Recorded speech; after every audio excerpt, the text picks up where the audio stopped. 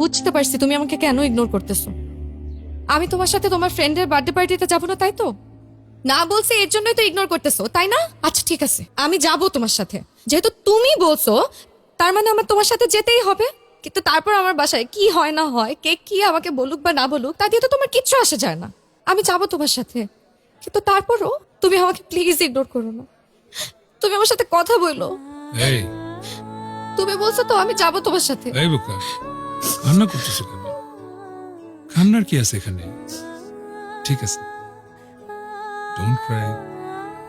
এই ধরছে ধরছে। হ্যালো, হ্যালো আন্টি, আসসালামু আলাইকুম। ওয়ালাইকুম সালাম। আন্টি, স্যার আজকে আমাদের অনেকগুলো অ্যাসাইনমেন্ট দিছে। কালকেই আবার অ্যাসাইনমেন্ট জমা দিতে হবে, আর অ্যাসাইনমেন্ট জমা না দিলে স্যার আবার আমাদের এক্সাম দিতে দেবে না। স্যার অনেক স্ট্রিক্ট। আন্টি, মার্জান আজকে আমাদের বাসায় থাকুক, থেকে আমরা গ্রুপ স্টাডি করলেই তাহলে কালকেই অ্যাসাইনমেন্টটা জমা দিতে পারবো। মারজান কই? ও আমার পাশেই আছে আন্টি। ওরে দাও। এই যে বল কেন? হ্যালো মা, বলো। তোর কত বড় সাহস! তুই বাসায় আসবি না, এটা আবার তোর বান্ধবীরে দিয়া ফোন কইরা বলাইতেছস?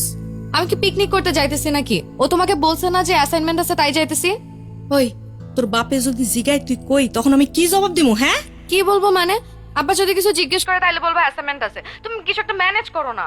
পড়াশোনা না করলে তখন তো আবার ঠিকই ঝাড়ি দিবে। তুই কিন্তু ইদানিং বেশি বাড়তাছস। যা মন চাই তাই কর। কি বলে? ইয়েস, হয়ে গেছে।